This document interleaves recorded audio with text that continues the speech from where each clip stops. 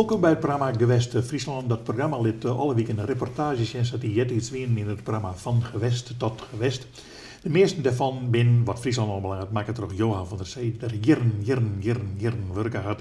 En dus helemaal indoctrineerd is in de skiertnis van Friesland. Ik bedoel dat ik Drachten en Theo van Doesburg, dan wist dat werd het al werd het ook. Dat is de stijl. Ja. Wat weer de stijl? De stijl weer een groep keuzes. Maar Mondriaan bijvoorbeeld als een belangrijke man en Theo van Doesburg. En die hier vrienden in Drachten. De Rinsma's, Schoonmakers. Maar die maken de keuswerken. Die maken de keus, ja. En Van Doesburg had wat dingen maken voor Drachten en op een bepaald moment hadden ze gezegd, daar maar werd wat ontdwaan. En toen hadden ze de Toerstritten in Drachten, de Torenstraat, daar hadden ze de hoezen met blauw, geel en reet verven. Papegaaienbuurt. Ja, klopt. Nou, zullen we eerst even zien, 1988 is de reportage.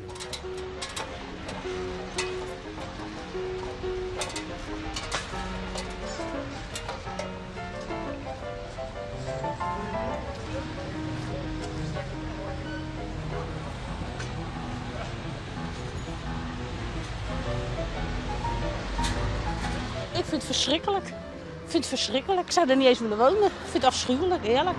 Hoe komt dat? Nou, ik vind die kleurencombinatie afschuwelijk. Het is kunst. Is dat kunst? Nou, ik zie wel mooie beelden ook staan, die vind ik ook niet mooi. Dus voor u hoeft het niet? Nee, voor mij hoeft het niet. Ik vind het echt afschuwelijk. Nou, wel leuk. Ik moest er eerst aan wennen, maar ik vind het nou wel goed. In het geheel moet je het zien, hè? Dat scheelt zo'n stuk.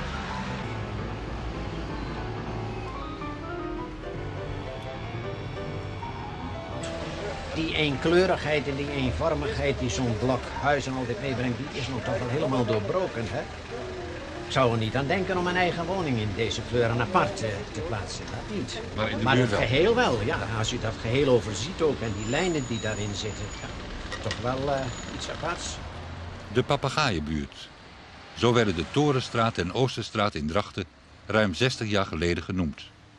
In 1922 door architect Kees de Boer gebouwd, in een kleurenschema bedacht door Theo van Doesburg.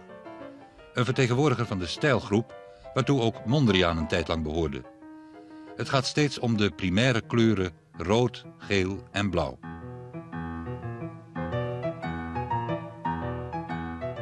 Theo van Doesburg leerde Drachten kennen via een vriend die daar schoenmaker was, Evert Rinsema. Hij kon niet voorkomen dat de huizen al snel werden overgeschilderd. De tijd was er niet rijp voor. Nu ligt dat anders. Er kwam subsidie en na een gratis schilderbeurt zijn de kleuren aan de buitenkant terug. In het Museum het Blekershoes is een tentoonstelling. Daar kun je ook zien hoe de huizen er vroeger van binnen uitzagen.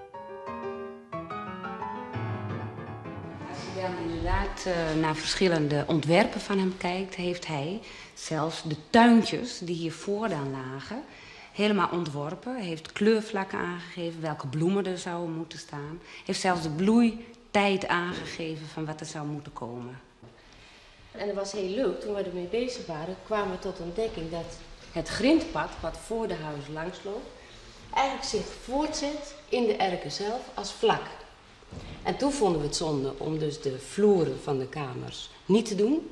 En toen hebben we besloten om toch die vloeren, naar aanleiding van die tweede tekening die er was, toch te maken. Alles is zo tot in de puntjes geregeld, want dat is het leuke. Hij heeft ook behang uitgedacht. Hij heeft het allemaal getekend en alles wat er aan behang is, ook precies aangegeven. Het dak ligt er ook, hè? Of het plafond. Dit zie je dan als je vanuit de slaapkamer naar boven naar het plafond kijkt. We hebben het in spiegelbeeld gemaakt omdat het dan makkelijker toont. Maar dat hoort er in wezen, hoort het op deze manier erop. En zo krijgt iedere kamer er ook zo zijn eigen sfeer door. Bijvoorbeeld. Ja. Ja, want nu sta ik aan deze kant en dat is een heel klein slaapkamertje, zou je eigenlijk zeggen. Maar het is een zolder. Hij is ook gemaakt als zolder. En het leuke is dat hier alle kleur uitgehaald is. Zowel bij het plafond als de vloer, als de kastdeur en de toegangsdeur. Alles is grijs, zwart en wit gebleven. Want het was uiteindelijk maar een rommelzolder, hè? Terwijl in alle slaapkamers en in de overloop altijd de kleuren geel, rood en blauw echt ook aanwezig waren.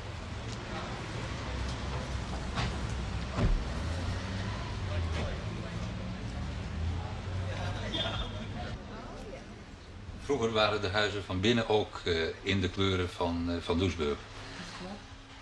Maar dat is hier nog niet zo. Nee, we gaan over een week gaan we beginnen om weer in de kleuren, om het huis in de kleuren terug te brengen. In het Blekershoes zagen we dat er een maquette van de binnenkant was.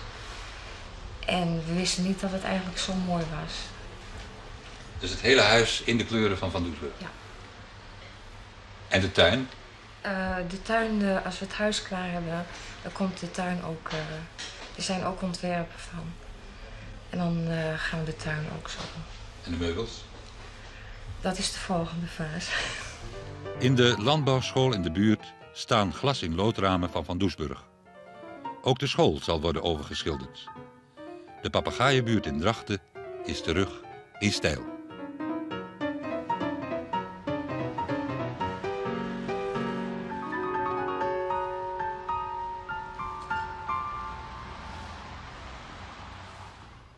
Je vrouw die vond het afschuwelijk, zei ze in de reportage. Ja. Ja. En de oren vond het mooi. Ja, vond het mooi. Ja. Ja. Zo verschilt dat. Hè? Ja. Dat is, maar als je de hoezen in de kunst op schilder je eigenlijk, zeg maar als object meidje, dan worden dat wel heel aparte hoezen. Dan. Ja, zeker. Ja. En het is nou nog meer vermakking die hier Ja, en de binnenmeester die had nooit het interieur nog heel doorgepast. Dus, maar wennen van Doesburg of zo, dan eens met in de Toerstraat? Nee, wat ik weet is dat Van Doesburg in elk geval in die landbouwscholen die daar echt in is, daar had hij door dingen dienen. Oh, okay. En hij had misschien ook wel wat huizen door verwileten, maar daarom hadden ze die straat omgaan. Oké, ja. Nou, begin van de Toerstraat van Drachten naar haas, sfeer, muziek, gezellig, maar ik sport.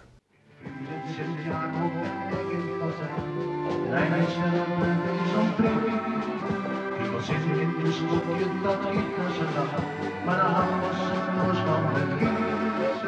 En de king van die dag, zit er niet van de wc.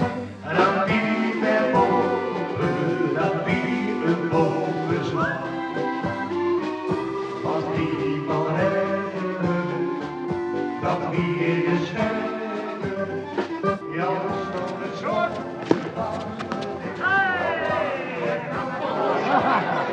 Dit is typisch Harlingers, hè? Ja, 35 jaar lang. Toen zijn we ermee begonnen. En het was vooral in het begin een van de grootste kaatspartijen.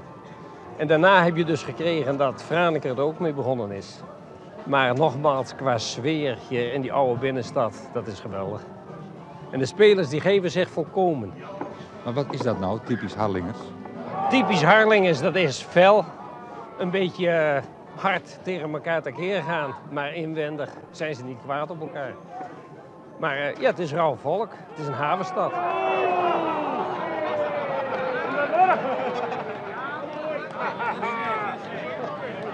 Hey, ik weet vanuit bang voor je bent. Ja, maat.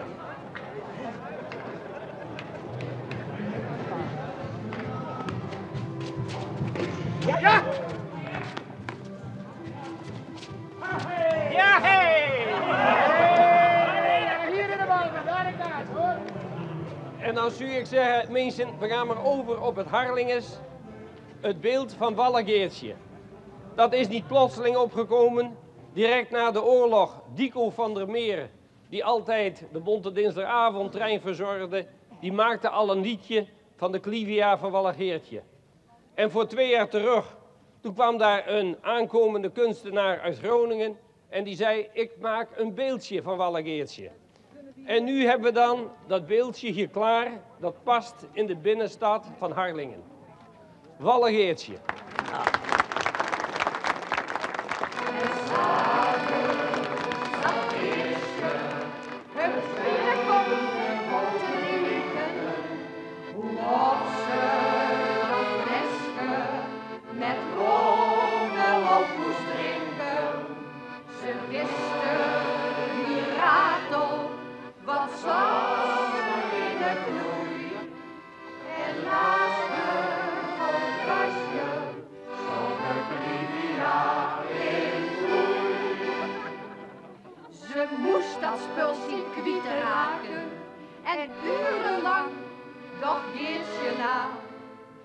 Walle-Geertje was dus de moeder van Klaas de Jager.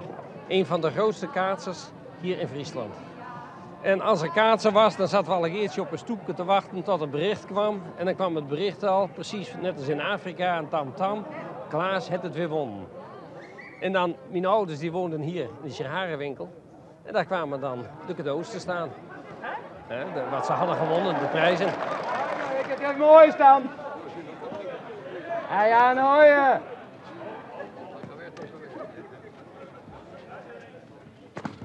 Die kent het. Wat is dat? Wat? Reventje. Die beste jongen. Hé, als de bij omgaat, dan sluit het eentje de oorspraak. Maar dat hoort het wel. Het is overal. De mensen hebben plezier en ze leven nog. En ik geloof dat we dit toch wel nodig hebben. Zo'n Walle-Geertje, ik heb het ook gezegd, we leven in een tijd van computers en van robots. En de techniek overwint langzamerhand de geest. En daar ben ik bang voor.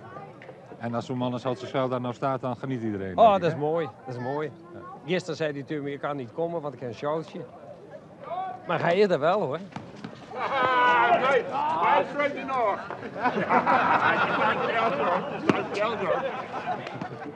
En dan neem ik hem morgen heen. Mag even sprinten nog?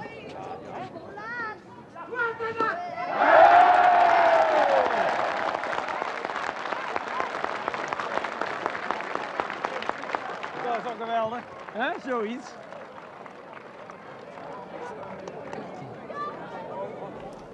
Het lanenkaatsen. Ja, nou dan gaat iedereen gewoon staan te keertsen en er zijn heel soort mensen omheen en dan ga je naar de tijd neem je een slokje en dan wordt heel gezellig. Dat is, maar het is net echt sport, hè? Nee, het is een soort traditie. Ja.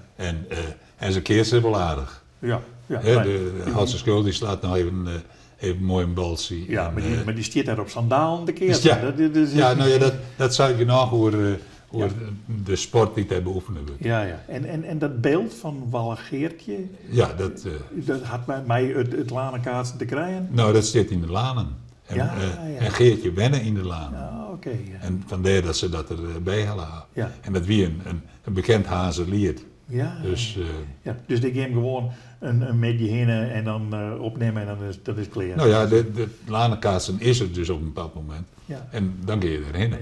Ja. En Arne Broersma, de zinstander van Hadse Wiek, een bekende keertsen. Ja, binnen al die keertsen die daar aan de gang zijn. Nou, en nog wordt het ding trouwens, het lanenkaatsen. Ja. Dus, goed, we gaan naar de kunst. We gaan naar iemand die kersten maakt of vermaakt. Maakt? Ja. Creatieve kersten. Ja, de man weer ooit kok op de vleerbasis. Oké, Frits Spies. Ja, en die is dus met kersten begonnen. Ja. En die waren dat heel tijd religieuzer trok. Dat is Safia ging dat er op een bepaald moment naar een klooster gegaan is. Naar Gouden Handen in Serenberg. En daar hier er een cel. En daar weer maar die kersten aan de gang. Het weer voor u om te filmen, weer heel riskant, er weer in de jacht op staan. En dat kon net lang, want dan raamden die kersten. Maar hij maakte er hele bijzondere dingen van. Ja. Want je nog interessanter is de reportage.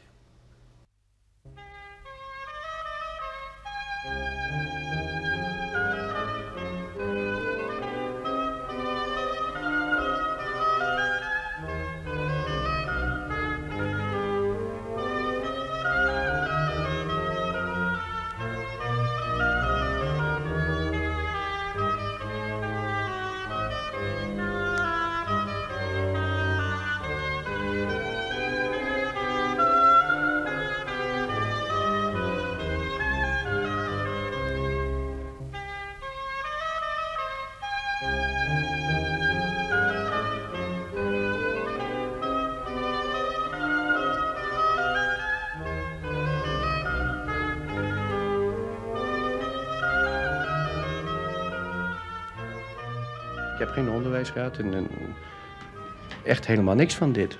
Het is geloof ik een natuurtalent. Maar waarom bent u hier aan begonnen? Omdat ik natuurlijk diepgelovig ben. Hè. En de paaskaars als het ware het symbool is van het licht van de wereld. En vroeger maakten monniken zulke kaarsen, niet helemaal zo heel diep, want het waren meestal iconen. Nou, u vond dat u dit moest gaan doen? Ja. Het is de associatie van zijn kaars is... Wat je niet onder woorden kan brengen, dat breng je in een kaars. En die moet het verder brengen.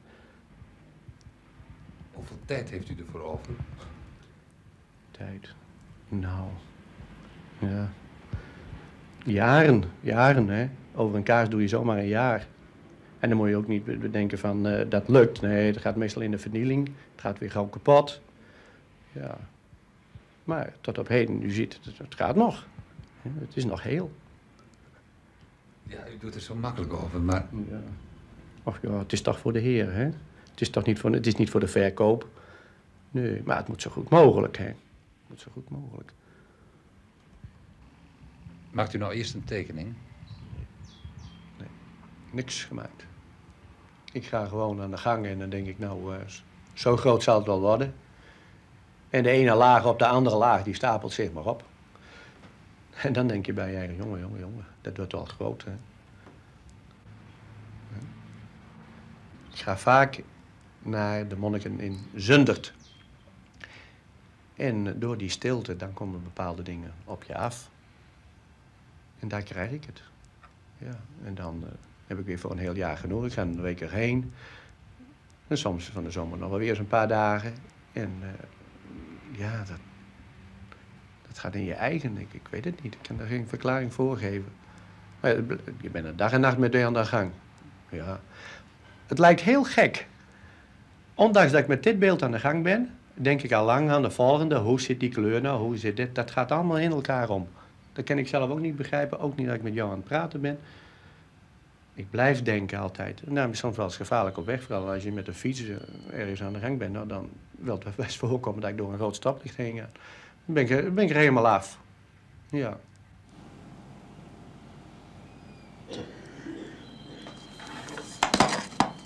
Hoeveel tijd kost één zo'n bloemetje? Een half uurtje. Een half uurtje. Er komt een hoop was in mijn mond. Dat kan geen kwaad. Het stokje moet altijd vochtig zijn. Anders blijft het gaan vastkleven.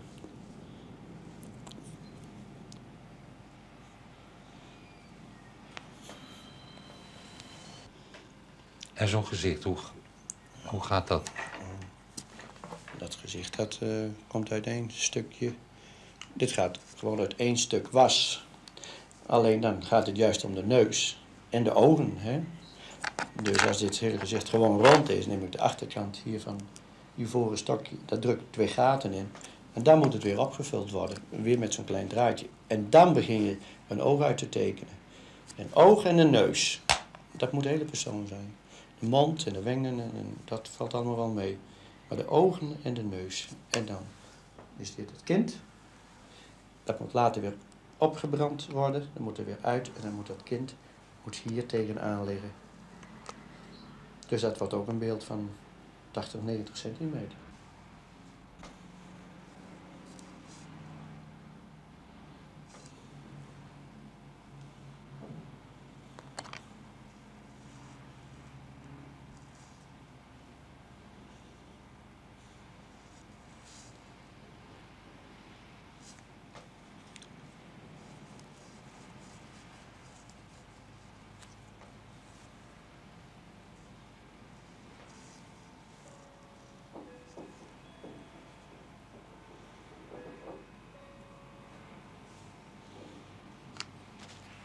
Heeft u vuurvaste handen? Nee, ook niet. Ik voel het wel, maar ook dat wint, jongen.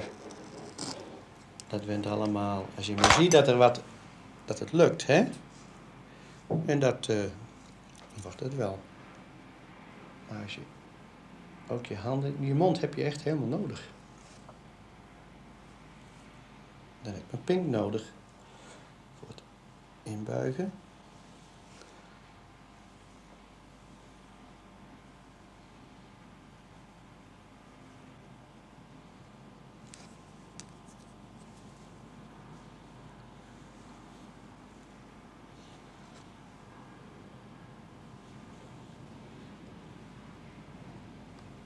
En het blaadje moet hier.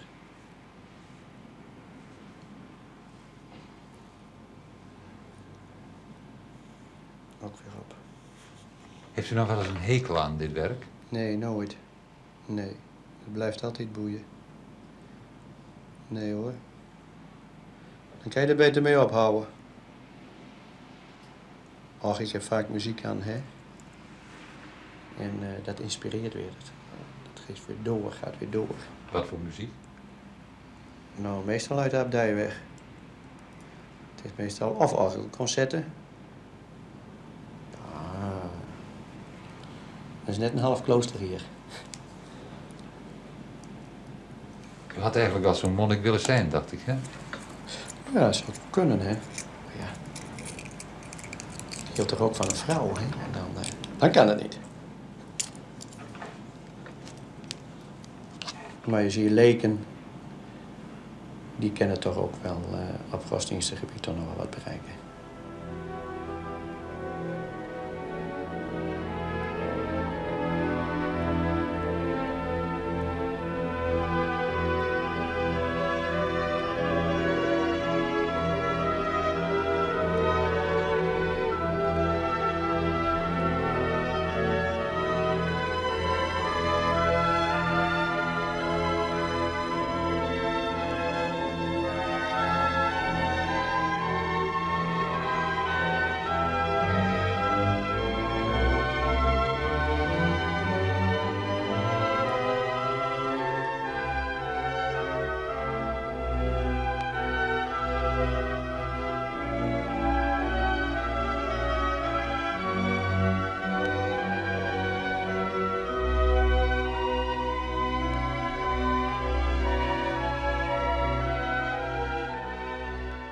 Frits Spies, Jesse Verfraaier wordt er wel genoemd in de boekhouding van Gewest en Gewest.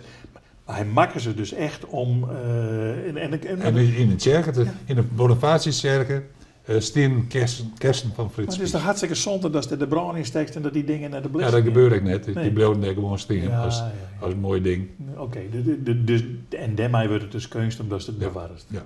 Prachtig, mooi.